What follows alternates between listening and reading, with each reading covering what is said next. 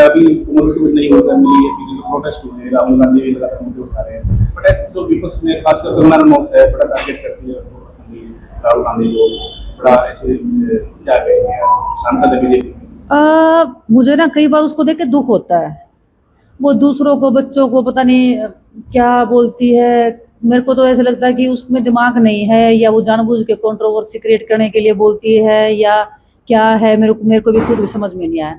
लेकिन उसको बोलने से पहले ना, इसी को तो बोलते हैं ना कि 2 बार सोचना चाहिए, उसको तो 100 बार सोचना चाहिए, तब उसको कुछ बोलना चाहिए। वो जब भी मुंह खोलती है ना, ऐसे गटरी खुलता है, जैसे जैसे मुंह है ना, हमारे हरियाणवी में कहावत है कि मुंह खोले तो गोश्त से बगावा है। तो वो तो मुंह बंद सुंदर लागा है, हीरोइन है, बहुत अच्छी है, लेकिन इंसान और उसकी जो थॉट प्रोसेस है ना, वो बड़ी ही, एक देश के लिए मैं बोलूँगी कि बड़ी बेकार है। और युवाओं को खासकर उसकी ऐसी सोच से बचना चाहिए। वो मोटिवेट करने लायक बिल्कुल नहीं है। और बस मतलब दुख होता है उसको देख के कि हाँ जी। अच्छा, पीछे मुद्दा उठा था, ये सवाल बनता भी है, आपने रिएक्शन भी दिया था, अभी जो फैसला आया कोर्ट का, उस पर क्या कहेंगे? ब्रिजभूषण को एक्विट किया गया है कोर्ट में।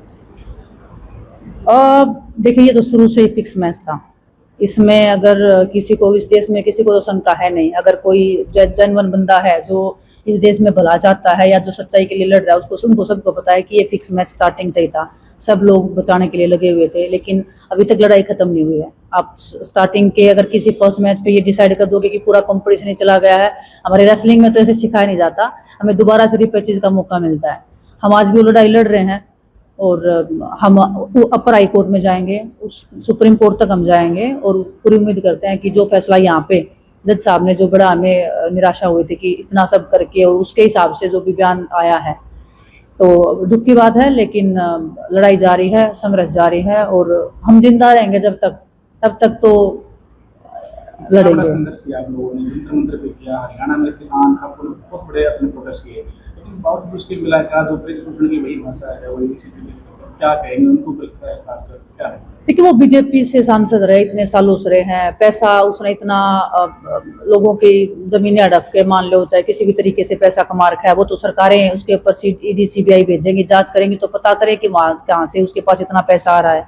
आप नॉर्मल इंसान हो, मैं नॉर्मल इंसान, हमारे पास तो नहीं आता ऐसे पैसा, तो वहाँ पे ईडी सीबीआई नहीं जाती है, क्योंकि वो बीजेपी के नेता हैं। और पूरा अगर आपके जो सरकार है, जो केंद्र में सरकार है, या चाहे उनके स्टेट में, यूपी में भी सरकार है, सब लोग जब आपके साथ में खड़े हो जाते हैं, तो हम बिना हथियारों के नहीं थे लोग, कितना हम उसको अटैक कर सकते हैं। तो हम, लेकिन फिर भी हम लड़ रहे हैं, फिर भी हमारी लड़ाई जारी है, और फिर भी हम उसके सामने खड़े हैं।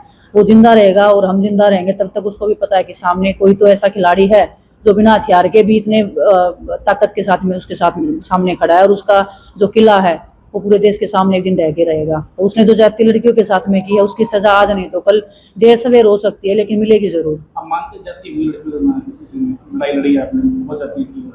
आपको क्या लगता है, मतलब किसी देश का खिलाड़ी जिसने 20 साल तक इस रेसलिंग जैसे स्पोर्ट्स में, और जिन लड़कियों ने इतना संघर्ष किया हो, वो ऐसे ही बेतुकी बातें लेके रोड के ऊपर बैठ जाएंगे? हमारे घर पे क्या खाना नहीं मिलता था हमें, या मतलब हमें पॉलिटिक्स ही करनी थी? जैसे बोलते हैं कि पॉलिटिक्स, तो हमारा ओहदा इतना छोटा हो गया था कि हम उस जैसे गुंडे बदमाश थोड़ी है कि हमें ऐसी चीजों के लिए पॉलिटिक्स में आने के लिए सहारा लेना पड़े। हमारा नाम काफी था, हमने बहुत मेडल जीते, हमने बहुत नाम कमाया। हम चाहते थे किसी पार्टी को बोल के टिकट ले सकते थे। बीजेपी में कितने ही नेता हैं, कितने खिलाड़ी आए हैं, क्या उन्होंने ऐसे इल्जाम लगा कि वो पॉलिटिक्स में आए थे? नहीं आए ना, उनको भी टिकटें मिली थी, हम भी कर सकते थे। ये आपने कहा कि क्या ये जो गुंडा बदमाशी वाली बात है, क्या ये दिखती है कि ये इस चीज़ का भी प्रभाव लगता है आपको कि आपने कहा बाहुबली टाइप में गुंडे बदमाश हैं, ये जो चीज़ है? देखो, बहुत सारी चीजें काम करती है। उसकी भाषा से, उसकी शक्ल देख के पता लग जाता है कि वो किस लेवल का इंसान है। तो ना मेरे को बोलने की जरूरत है, जो एक बेसिक ह्यूमन बीइंग है ना, वो उसका बोलचाल, उसकी भाषा, उसके, जैसे मोदी जी बोलते हैं ना मुसलमानों के बारे में कि उनका रंग देख के, कपड़े देख के पहचाना जा सकता है। तो ये उनके पार्टी में जो इतने रेपिस्ट बैठे हैं, उनके कपड़े देख के पहचान में नहीं आते क्या उनको कि ये लोग किस लेवल तक के लड़कियों के साथ में जाती करते होंगे? इस फैसले से क्या महिलाओं को हौसला डाउन हुआ है, खासकर क्योंकि हरियाणा में जो खेल का नाम है, बहुत बड़ा कंट्रीब्यूशन है हरियाणा का, और खासकर लड़कियों का, तो मोरल डाउन नहीं, हौसला डाउन नहीं? और ये सिर्फ स्पोर्ट्स का नहीं बोलूंगी मैं, पूरे देश में ही जो लड़कियां आवाज उठाती है, तो बड़ा ही जो एक सक्सेस रेट बोलते हैं ना, वो बहुत ही कम है जो महिलाओं के साथ में जो शोषण होता है। और दुख इस बात का मुझे है कि स्पोर्ट्स में पहली बार किसी ने ऐसी आवाज़ उठाई थी और उसके बाद भी ये सब रिजल्ट्स देखने को मिलते हैं। लेकिन मैं फिर वही बोल रही हूँ कि हम खड़े हैं, अभी तक हमने हथियार नहीं सामने आए।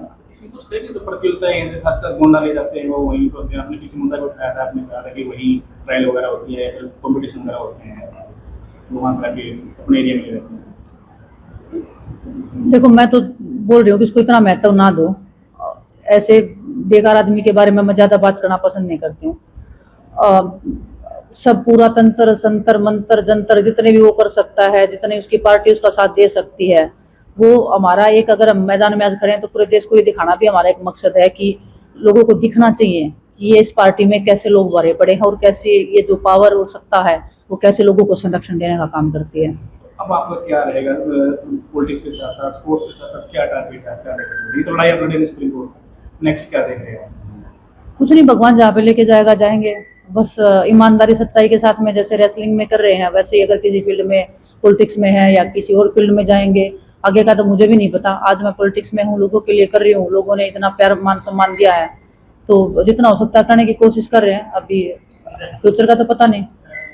बजट की बात करें तो हरियाणा के सबसे ज्यादा मेडल आए हैं खेल करने वाला है, तो जो बजट है गुजरात प्रदेश का ज्यादा बजट है जो मेडल के तौर पर देखे तो मेडल ना के बराबर है। और हरियाणा प्रदेश हर बार जो भी कॉमनवेल्थ गेम है तो मेडल अच्छे आते हैं, लेकिन जब बात करते हैं स्पोर्ट्स के लिए पैसा खर्च नहीं कर रही है सरकार, कोई नई टीम नहीं खरीद रही है, स्टेडियमों में पैसा नहीं लगा रही है, उसको किस प्रकार है? देखो, मुझे नहीं पता अभी आपके पास में डाटा है कि नहीं, लेकिन हरियाणा सरकार ने 2018 के बाद से एक भी इक्विपमेंट्स नहीं खरीदा स्पोर्ट्स के लिए।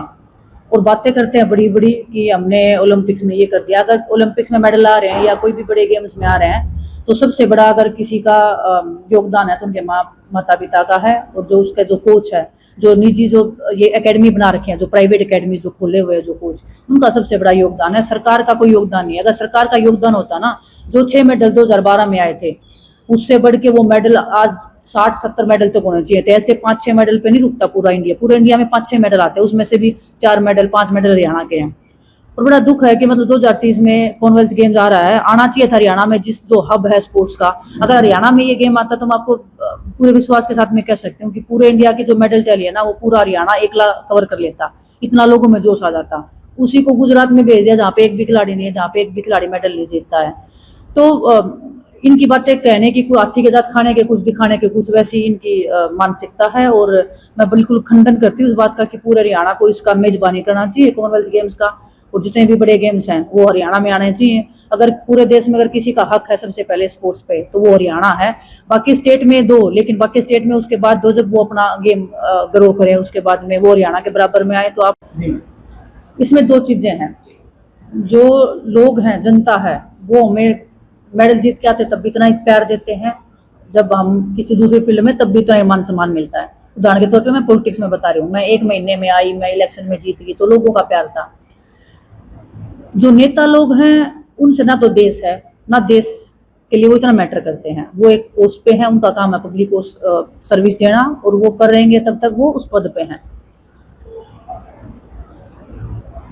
है एक बुरी सिचुएशन, मैं बिल्कुल मानती हूँ उस चीज़ को कि तब जब ये हमने जब रियलाइज़ किया, जब हम पहली बार जंतर मंतर पे बैठे कि ये एथलीट को इतना ही मानते हैं कि जब उनको अपने फॉलोवर बढ़ाने हैं या लोगों में रीच बढ़ानी है तब वो स्पोर्ट्स पर्सन को कांग्रेचुलेट करते हैं, मेडल के साथ फोटो खिंचवाते हैं, हमारे घर की बेटी हो ऐसे तक बोल देते हैं, उसका नैरेटिव पूरा ऐसे बनाया जाता है पूरा हुआ कि हम इनके उसमें सुख दुख में भी खड़े हैं।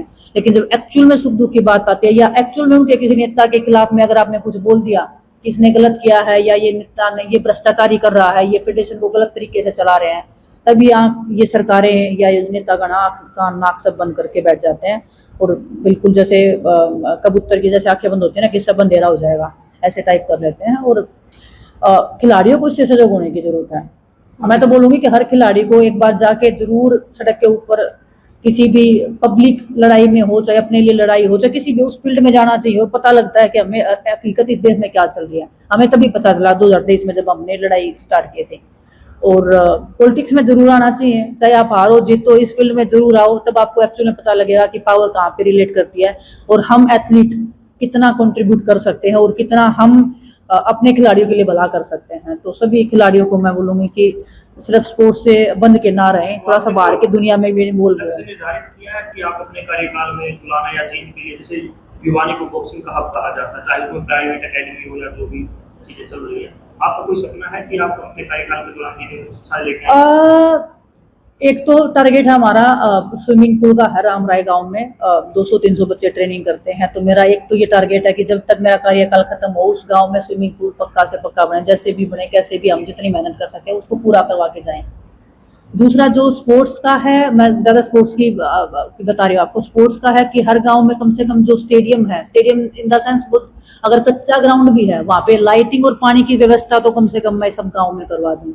तो वो हमारे टारगेट पे है कि मैं मेरा जितना भी बजट हो या मेरे बजट से बाहर भी अगर मुझे गांव की या पूरे हरियाणा की मदद की जरूरत पड़ेगी तो उस बारे में मैं सोच रही हूँ कि कम से कम हर गांव में बच्चा लाइट में सुबह शाम ट्रेनिंग करने जाए तो उसको ये ना हो कि अंधेरा है ट्रेनिंग नहीं कर सकते या प्यास लगी पानी नहीं पी सकते हैं।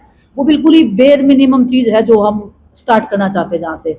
और उसके बाद में सपने तो बहुत बड़े हैं, लेकिन मुझे लगता है कि थोड़ा सा टाइम लगेगा उस चीज में। अगर मैं बड़ी बातें बोलूँ कि स्टेडियम बनवाना चाहती हूँ, ये सब अभी तक मैं उस लेवल पे नहीं जा रही हूँ। जो बेसिक बिल्कुल मैं बता रही हूँ, पानी भी नहीं मिलता बच्चों को ट्रेनिंग करते हैं तो। मुख्यमंत्री के पास जाते हैं, जैसे मान लीजिए आप खिलाड़ी भी एक देश का गौरव है, तो मुख्यमंत्री आपकी मांगों को किस प्रकार देखते हैं? जैसे कोई भी उसका नेता जाता है तो अमल होता है आपकी मांगों? देखो, मैं एक ही बार मिलने गई थी, कोई अमल ऐसे किसी काम पे हुआ नहीं है। मैं बोल दूं झूठ कि हाँ हुआ है, और मोस्टली मेरा स्पोर्ट्स से रिलेटेड ज्यादा रहता है। गांव के पानी की व्यवस्था है और वो सब है, उस सब में थोड़ा सा फिर भी मैं अधिकारियों से बात करके करवा सकती हूँ, लेकिन स्पोर्ट्स के ऊपर तो बिल्कुल ना। जैसे मैं रामराय गांव को बता रही हूँ कि मैं 2 साल से इसी मुद्दे पे लगी हुई कि सर, मैंने ये तक भी ऑफर दिया है कि कुछ मैं अपने बजट से, विधायक के बजट से भी मैं दूंगी, मैं पर्सनल लेवल पे भी करवाने को तैयार हूँ, लेकिन थोड़ा सा तो कुछ तो हमें सहयोग दे दो ना। उनकी साइड से कुछ नहीं आता है। तो वो बड़े दुख की बात है कि जिस गाँव में अगर 200-300 बच्चे ट्रेनिंग कर रहे हैं आसपास के, और जिस गाँव में जिस जिले में आप मतलब सोच भी नहीं सकते हो स्विमिंग जैसा गेम, वहाँ पे बच्चे अगर बिना कुछ सुविधा के तालाब में ट्रेनिंग कर करके अगर इंटरनेशनल लेवल पे जा रहे हैं, सुविधाएं मिलने के बाद में आप कितना कर सकते हैं वो पता है। अर्जुन स्टेडियम की बात पीछे जींद में हुई थी, उसका बारिश आते स्विमिंग पूल, पूरे स्टेडियम में स्विमिंग पूल हो जाता है। वो बच्चा भी मर गया था बीच में एक बार करंट लगने के बाद में। तो व्यवस्था इतनी बेकार है, उसके बाद भी अगर सरकारें सुध नहीं लेती हैं, फिर भी वो बोलते हैं, अगर मैं विधानसभा में आवाज उठाती हूँ तो उनके मंत्री जी उठ के बोलते हैं कि है 10 किलोमीटर तो रनिंग करके आप जा सकते हो। तो वो संजीदगी उनकी समझ में आती है स्पोर्ट्स के प्रति, वो कितना सीरियस है। वो खिलाड़ियों को बस एक फोटो समझते हैं बस की। 2030 के कॉमनवेल्थ गेम के बारे में आपने जिक्र किया, क्या हरियाणा के पास इतना इंफ्रास्ट्रक्चर है कि वो 2030 के कॉमनवेल्थ गेम की मेजबानी कर रहा है? क्या लगता है? मुझे ऐसा लगता है कि जिस हरियाणा में इतनी काबिलियत है कि वो इतने अच्छे एथलीट अगर देश को दे सकता है, तो उसकी काबिलियत पे स्पोर्ट्स में शक करना तो मुझे लगता है कि बस सबसे बड़ी मूर्खता है। काबिलियत पे इंफ्रास्ट्रक्चर की बात। इंफ्रास्ट्रक्चर पे मैं बताती हूँ, अगर बीजेपी की सरकार है, सेंटर में भी है, स्टेट में भी है, अगर वो गुजरात में कर सकते, गुजरात में ऐसा स्पेशल क्या है? उधर भी वैसे ही है, बीजेपी की सरकार है दोनों साइड, यहाँ पे भी ऐसे ही है। और यहाँ पे तो आप ये देखो ना, देश को फायदा कितना होना है अगर यहाँ पे वाले देने को तैयार है।